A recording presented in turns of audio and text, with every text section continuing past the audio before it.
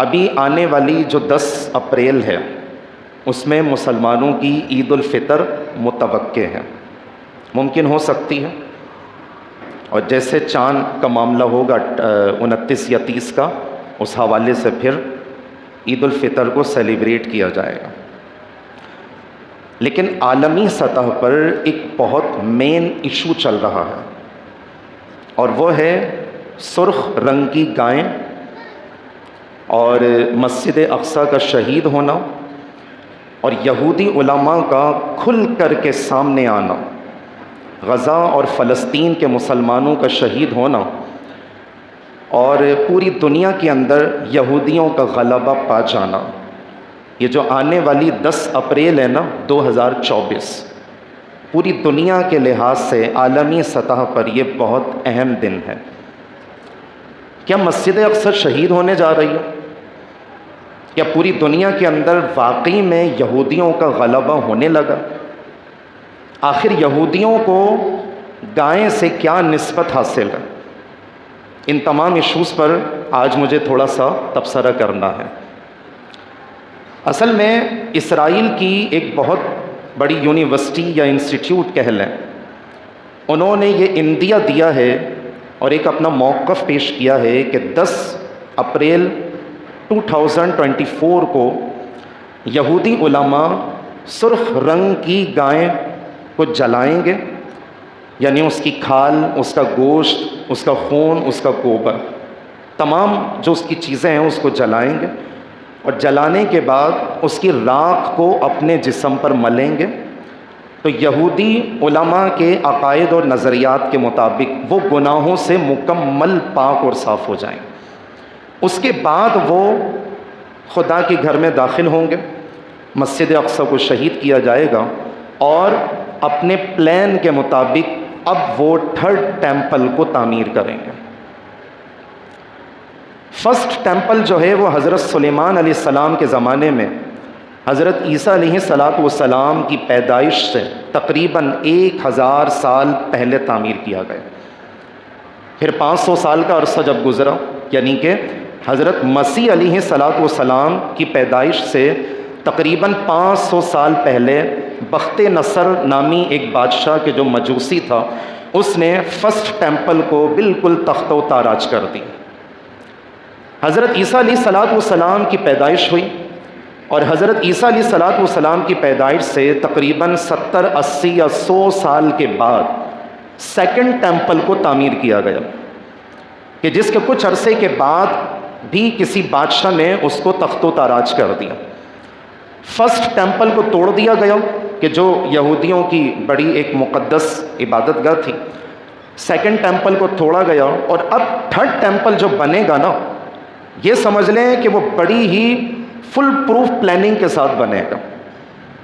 First temple توڑا گیا، بات سمجھ میں آ گئی، 2nd توڑا گیا، بات سمجھ میں آ گئی، لیکن یہ جو 3rd ٹیمپل کا بننا ہے، اور یہ جو 10 اپریل سن 2024 کو ان کے عقائد اور نظریات کے مطابق ان کی جو عید فصیح کو وہ سیلیبریٹ کریں گے، اور وہ مسجد اقصیٰ کو شہید کرتے ہوئے اس کے اندر داخل ہوں گے، اور باقاعدہ طور پر 3rd ٹیمپل کی تعمیر کی بنیادیں رکھی جائیں گی۔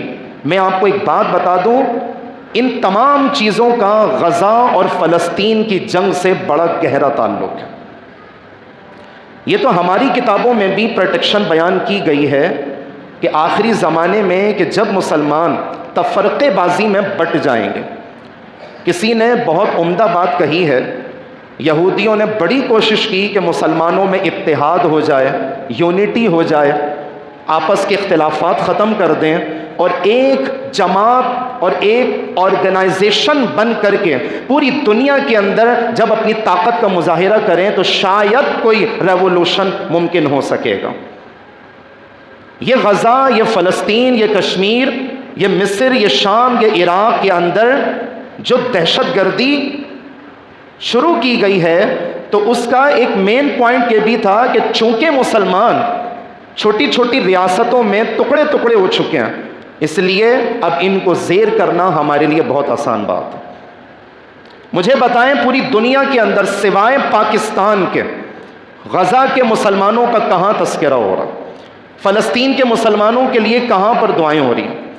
ان کا تو یہی نظریہ ہے کہ صرف ہم یہودی جنتی ہیں، باقی پوری دنیا کے لوگوں کو مارو، یہ مارنا ان کے لیے ثواب ہے۔ اب یہ بچڑے کا کیا لینا دینا ہے؟ بچڑے کا تعلق ایک تو سورہ بقرہ میں حضرت موسیٰ علیہ السلام نے جو ان کو کہا تھا کہ آپ ایک بچڑا لے کر آئیں، گائیں لے کر آئیں کہ جس کے اوپر کوئی بوجھ نہ رکھا گیا ہو، کوئی ہل چلانے کا کام نہ کیا گیا ہو، کیونکہ یہ بات یاد رکھیے گا کہ یہودیوں کو گائیں اور بچڑے سے بڑی خاص مناسبت حاصل ہے، تبھی تو اللہ تعالیٰ نے پرٹیکولرلی سورہ بقرہ کو نازل کیا۔ نمبر 1، انہوں نے بچڑا ذبح کیا، اس کا گوشت جب ڈیڈ باڈی پہ مارا تو قاتل کا پتہ چل گیا۔ دوسری مناسبت کیا ہے کہ جب حضرت موسیٰ علیہ السلام خدا سے احکامات لینے گئے، ہارون علیہ السلام کو ذمہ دار بنایا، قوم نہیں سنی تو انہوں نے کیا کیا؟ بنی اسرائیل کے لوگوں نے کہ انہوں نے جو ان کے پاس سونا رکھا ہوا تھا ڈھیر سارا، اس کو میلٹ کیا، پگھلایا اور اس سے ایک سونے کا بچڑا بنایا، اور وہ بچڑا سامری جادوگر کے جادو کی وجہ سے بولتا تھا۔ تو یہ دوسری مناسبت یہودیوں کو گائیں اور بچڑے سے مل گئی۔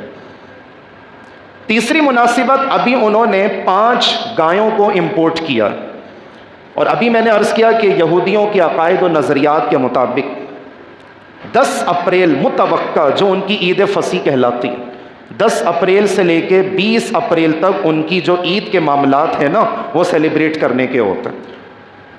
یہ بچڑے کو جلائیں گے، اس کی راکھ اپنے اوپر ملیں گے، اس کے بعد یقین مانیں ہم لوگ تو شاید خواب غفلت میں سوئے ہوئے، آنے والے حالات اتنے زیادہ بد سے بدترین ہوتے جا رہے ہیں کہ جس دن یہ کام ہوا نا اور مسجد اقصیٰ کو شہید کیا گیا، یقین جانیں پوری دنیا کے اندر عالمی جنگ چھڑ جائے گی، اور سب سے بڑا مسئلہ یہ ہے کہ ہم مسلمانوں میں کسی بھی جنگی معاملات کو فیس کرنے کی صلاحیت موجود نہیں ہے۔ کیوں نہیں ہے بھیا؟ تعداد میں تو ہم زیادہ ہیں نا، 1 ارب مسلمان، 1 کروڑ یہودی، 1 ارب مسلمان مرنے والے، 1 کروڑ یہودی مارنے والے، آخر کیا وجہ ہے کہ 1 ارب مسلمانوں کی ایک کثیر تعداد ہونے کے باوجود کیا وجہ ہے کہ ہم مغلوب ہوتے چلے جا رہے ہیں؟ سرکار دو عالم صلی اللہ علیہ وسلم نے اس کا بھی جواب ارشاد فرمایا۔ ریزن کیا ہوگا؟ ریزن یہ ہوگا کہ ہمارے دلوں کے اندر دنیا کی محبت اور موت سے نفرت پیدا ہو جائے گی۔ آج کا مسلمان صرف مسجدوں میں دعا کر سکتا ہے، چلیں ہمارے دائرہ اختیار میں تو یہ نہیں ہے، لیکن جو ممالک اور جو حکمران کر سکتے ہیں انہوں نے صرف اور صرف باتوں کے اوپر، پریس کانفرنسز کرنے کے اوپر کنسنٹریٹ کیا۔